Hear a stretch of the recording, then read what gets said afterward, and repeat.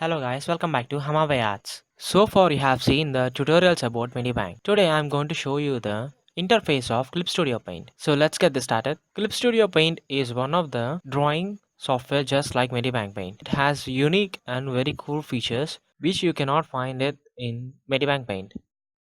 Here I am using Clip Studio Paint EX version. As you can see, this is the workspace. On the left side of the screen you can see the different types of tools, and beside it you can see the subtools of it.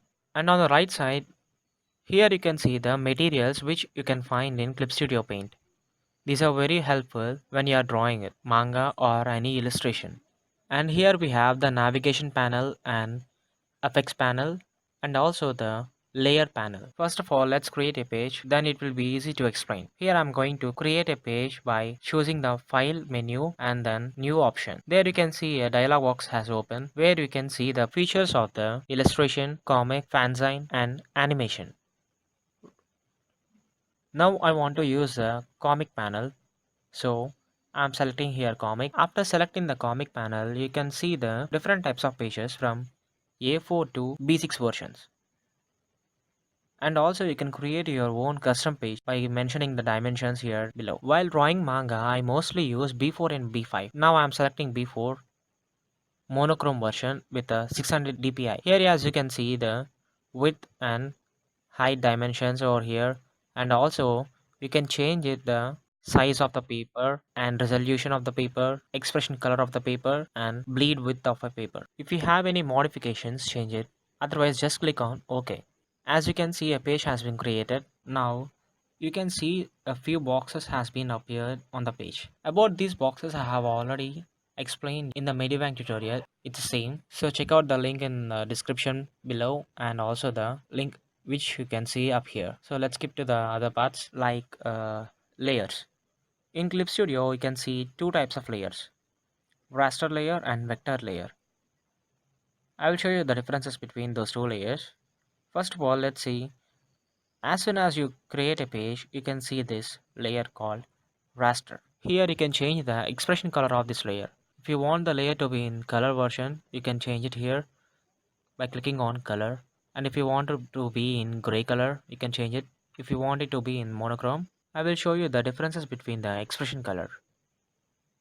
Let's take a monochrome version. From this brush, I am drawing a blue color hatching. Let's see how it looks like. It looks like pitch black. Now let's take the gray version. It is little bit faded, but it gives you a black image. Now let's see the color version. See?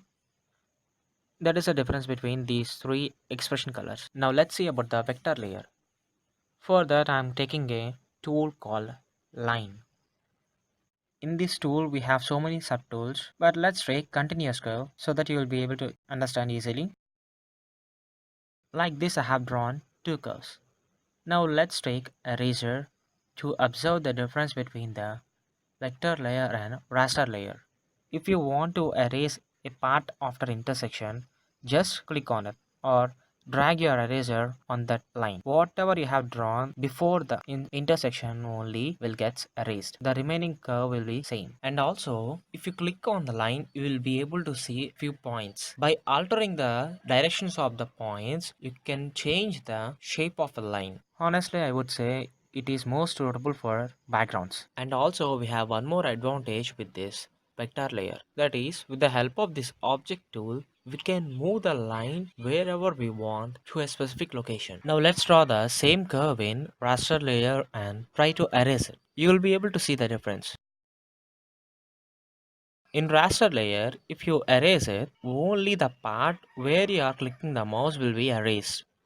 The whole line won't be erased. That is the difference between vector layer and raster layer. And also in case of object tool, if you want to move a line, it moves the whole drawing.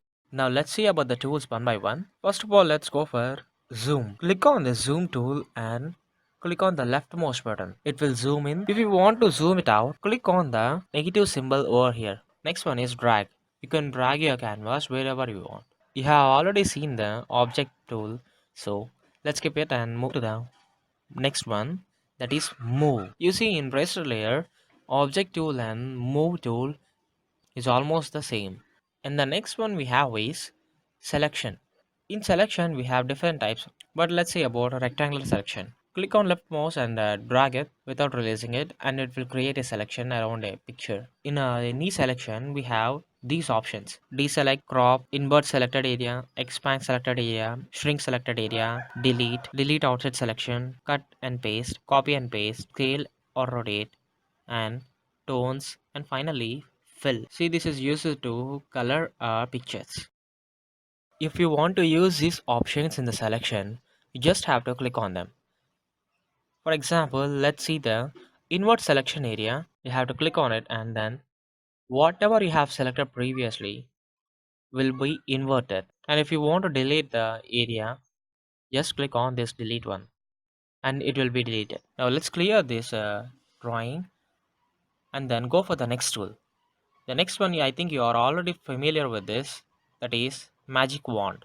To see how to use it, first of all, create a drawing. I'm using this line tool and creating a rectangular shape. This one is also works like a selection tool, but the difference is by clicking at one point will select the whole area inside a boundary. And also we have different options using this selection tool. As you can see now, if you are selecting one box and if you want to select other box, automatically the previous selection will be disappear. If you don't want that, you can use this option, select additionally. By clicking on this, you can select multiple objects at a time. In the next one, we can see delete partially. This one deselects the area which we have multiply selected. And the next one is deselect selected area. In case if you selected any part and if you want to deselect it, just click outside the selection. I think you all know about the eyedropper. It's almost same in every drawing program. Now let's color these boxes in the raster layer, and also here we used monochrome version in the raster layer. Now let's change it to color and color these boxes.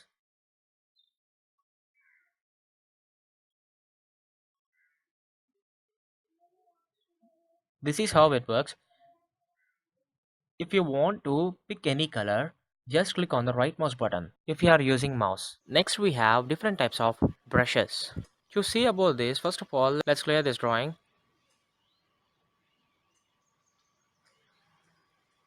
Now first of all, let's see the G pen.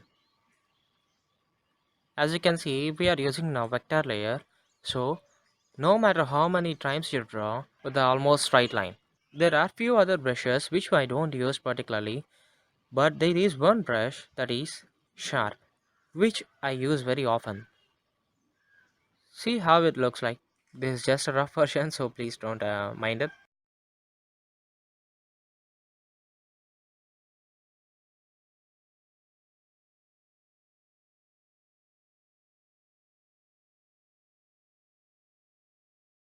And here we have two more different brushes, and one of them is G pen, real G pen. It means it oozes the ink out.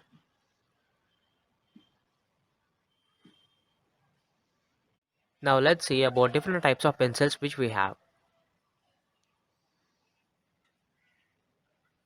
We have so many kinds like natural pencil, mechanical pencil, crayon.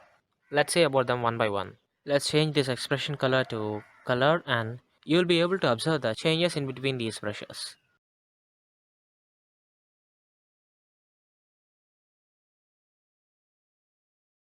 If you zoom in, you can see the change in these two types of pencils. In this pencil tool, we have other types of brushes which were created by the help of these pencils only. These all are the presets to the different types of brushes like chalk and some other effects. Let's see how those looks like.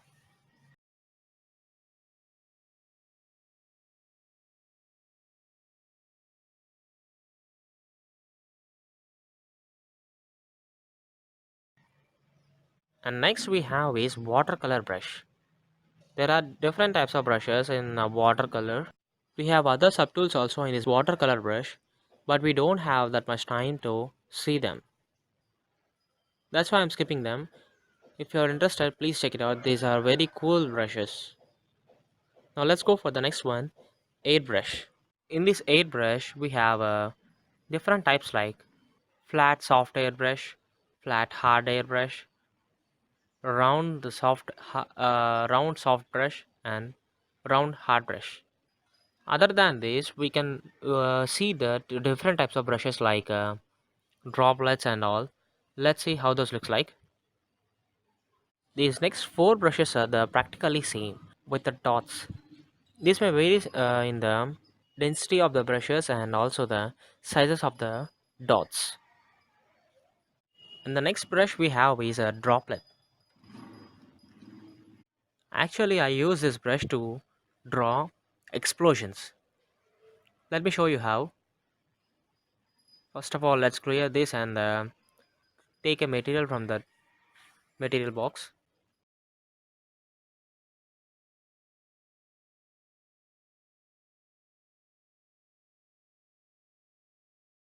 Yeah, this one is fine. Now let's rearrange it into the suitable place. Yeah, here is fine. Now let's draw it. See, it looks like an explosion or not. Now let's add some smoke effect to it.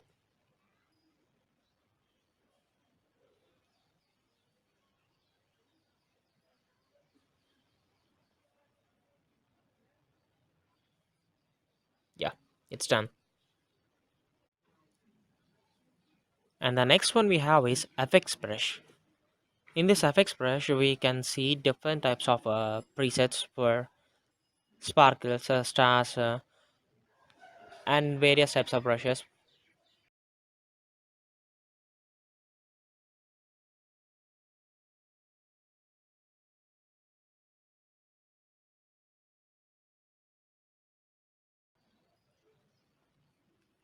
And here we have different types of hatching.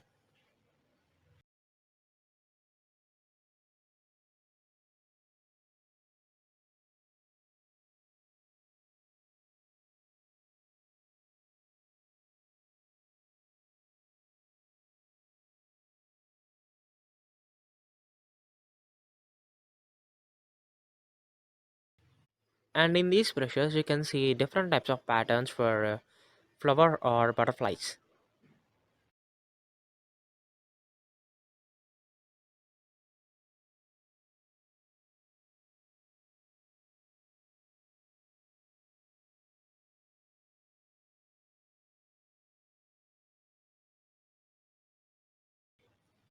And the next one we have is foliage brush. This is the most important brush which I use very often to draw trees and bushes.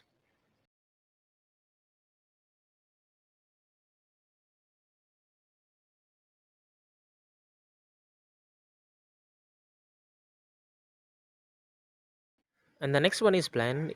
It is used for drawing illustrations and also color one. I will show you about it later. Now let's go for the next one, gradient. I think you all know about the gradient tool. Now let's see about the lines one by one. First of all, we have a line tool and curve tool, polygon tool, continuous curve, rectangle, and so and so. And about the other subtools, I will explain about them while I am discussing with you about the backgrounds. Now let's go for the next one, speech bubbles. These are very important to our drawings. Now let's create a speech bubble to it. You just have to click and drag the mouse and you will be able to see a bubble has been appeared. Now let's rearrange it with the help of the object tool. Now let's increase the brush size of it, and to this brush let's give a tail to it. And with this texture tool you can write the dialogues to your drawings, and also you can rearrange them however you want.